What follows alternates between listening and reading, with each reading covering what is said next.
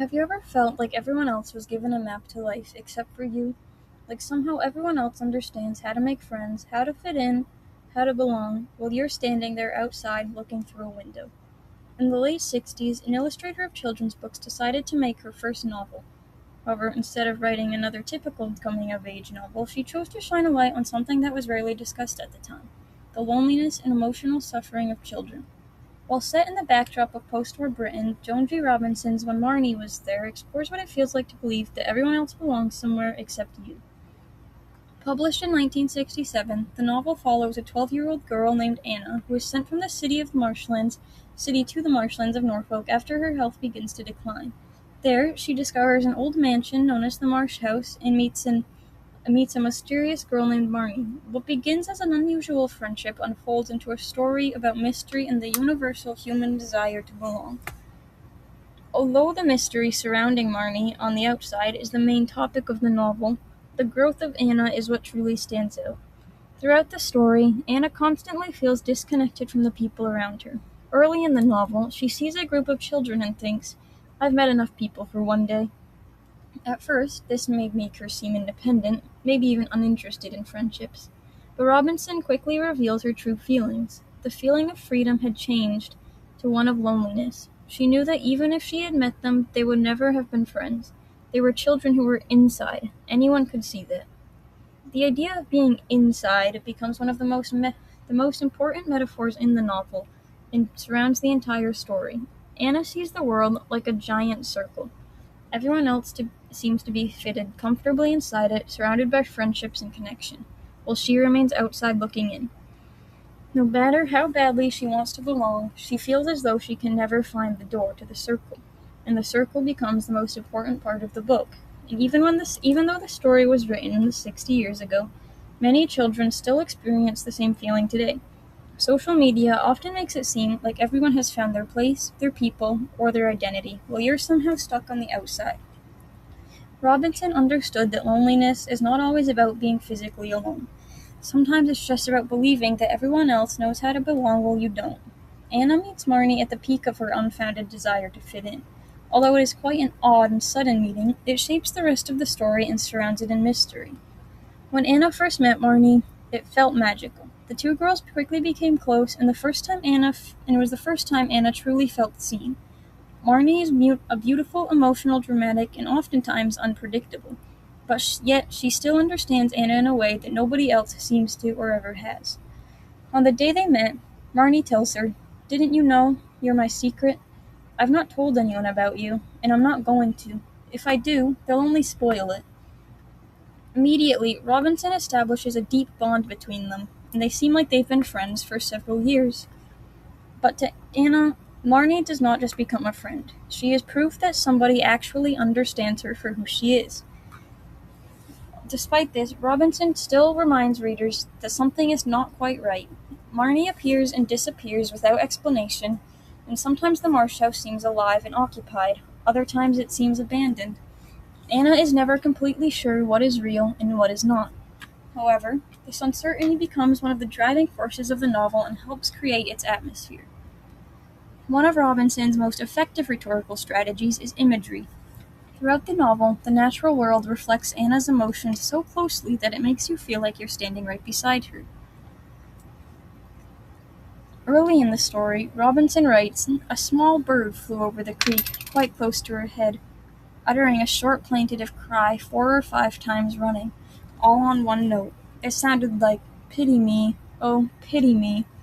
At first glance, it seems like this simple description of a bird, but the bird's cry mirrors Anna's loneliness and longing for connection, as well as her desire to scream out how she truly feels." But Robinson never directly tells readers that Anna wants sympathy or understanding or to voice her emotions. Instead, she allows nature to express them for her. These strategies become stronger when Robinson describes Anna standing there, drinking in the great quiet emptiness of the marsh and water and sky, which now seem to match her own emptiness. The marsh the marsh is not just a location, as it quickly becomes a reflection of Anna herself, as it is a dark void in a beautiful place. Another rhetorical strategy Robinson uses is juxtaposition. Throughout the novel, peaceful moments are often placed directly beside moments of uncertainty or fear. One of the clearest examples occurs when Anna is drifting in a boat, and Robinson writes, "It was utterly calm and dreamlike on the water. She forgot how to row and leaned forward on the oars, looking at the afterglow of the sunset, which lay in streaks along the horizon. The scene is incredibly beautiful and tranquil, and the marsh seems frozen in time. But Robinson suddenly changes the mood as Anna realizes that although she has stopped rowing, she is still moving. The bank to her left was slipping away, and she was already drifting past the front of the marsh house. This contrast between calmness and danger shows Anna's emotional journey throughout the novel. Just like she begins to feel secure, something seems to shift beneath her. Just as the boat, Anna feels as though she is drifting through life without control. Robinson also uses pathos to appeal to her audience emotionally. Some of the most emotional moments of the book occur when Anna fears losing Marnie the most.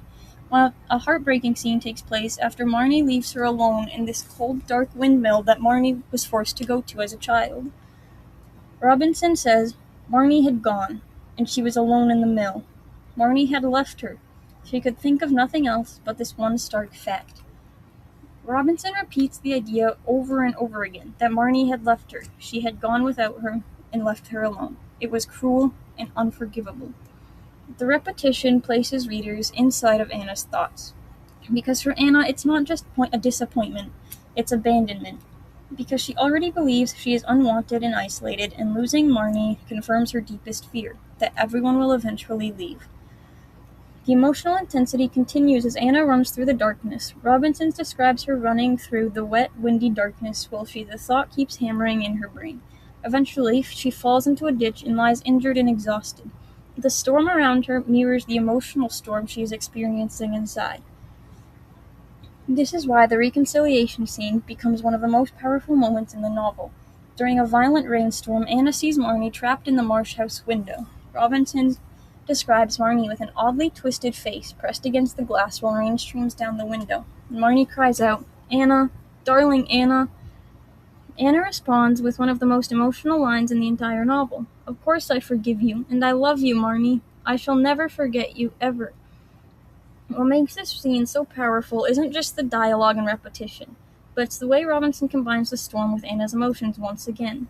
Rain blinds her vision and the tide rises around her legs. The wind nearly carries her words away as she stands in fear that Marnie will no longer forgive her or no longer want to be around her. Yet despite all of the chaos, Anna's feelings become completely clear. For perhaps the first time in the novel, she openly expresses how much Marnie truly means to her. Immediately afterward, Robinson reminds readers that loss is never far away. Anna looks back at the marsh house and suddenly feels that it is empty. There is no one behind any of the blank, staring windows. It looks like a house that had been empty for a long time. The imagery transforms the house from a place of friendship into a symbol of absence, loss, and abandonment. After this moment, however, the story begins to change. The friendship that once felt permanent starts slipping away. Marnie appears left often, and Anna becomes increasingly aware that something about her just doesn't make sense. Sometimes the marsh house is completely occupied, while other times all the lights are off and vines are crawling up its windows. The line between reality and memory becomes blurred, and Anna no longer knows what's real or not. And Anna starts to fear that one day she may never see her again. And unfortunately, that fear becomes reality. At one point, Anna looks toward the marsh house and immediately knows something different. Robinson writes, "Marnie had gone. There is no doubt about it. As soon as she saw the marsh house again, Anna knew for sure. She notices that the house simply looks empty. Robinson explains that the house just looked empty, and that Anna secretly mourned for her. For Anna, this loss is devastating. Marnie became more than a friend just the first day that they met, and she was the first person who ever made Anna feel truly understood. But instead of just ending the book there, Robinson shifts the story from mystery to discovery, and Anna begins meeting people connected to the marsh house and its history.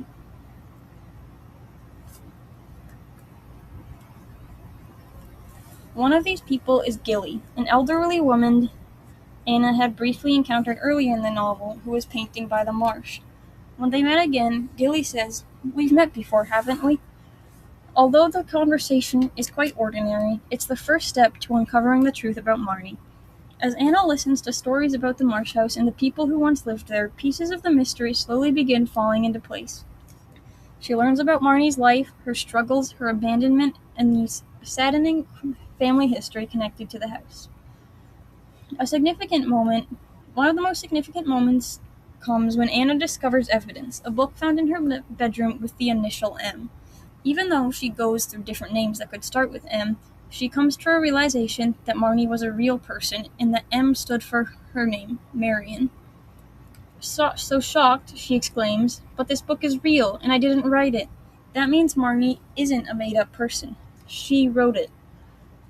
This moment is important because it changes everything Anna believed about her experience. Throughout the novel, Robinson intentionally blurs the lines between imagination, memories, and reality. But here, Anna finally realizes that Marnie's story existed long before she had arrived at the Marsh House. As the mystery unfolds, Anna eventually discovers that Marnie is connected to her family in a way that she never could have imagined, and suddenly, a strange sense of familiarity she felt towards Marnie begins to make sense. What once felt like abandonment turns into understanding, and she truly forgives Marnie for leaving. And this is where Robinson's purpose becomes the most clear, as the novel is not truly about solving a mystery, but it's about helping Anna understand herself as she is. Although the story reflects Anna's desire to belong, the novel made me think of something a little different. For most of the story, being inside the circle represents belonging, friendship, and connection, while being outside feels like loneliness and exclusion. But by the end, I don't think Robinson is simply saying that Anna must fully enter the circle to be okay, because Anna never really becomes like everyone else. Even after everything she goes through, there is still something about her that is independent and separate from everybody. And I think Robinson respects that. Anna is someone who often follows her own thoughts, her own imagination, and what the novel calls her own fancy. She doesn't completely change who she is just to fit in. So maybe the message isn't that everyone else must be inside the circle. Maybe it's okay to stand slightly outside too, as long as you understand yourself and are no longer consumed by loneliness. There's a difference between being outside the circle because you are excluded and being outside the circle because you are yourself. And by the end of the novel, Anna doesn't feel trapped outside anymore. She feels more at peace with who she is, even if that means she experiences the world a little differently from others.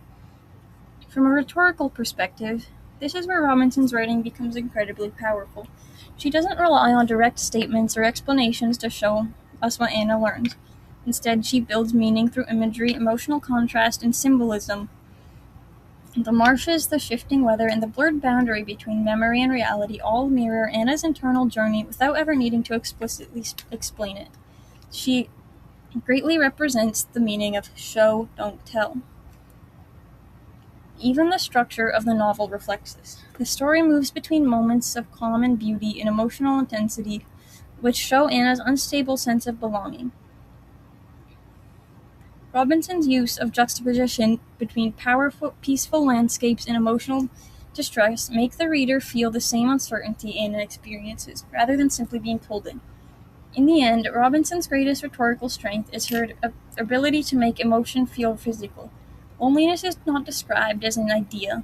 It is felt in the emptiness of the marsh and the echoing cries of the birds and the silence left in the marsh house after Marnie disappears.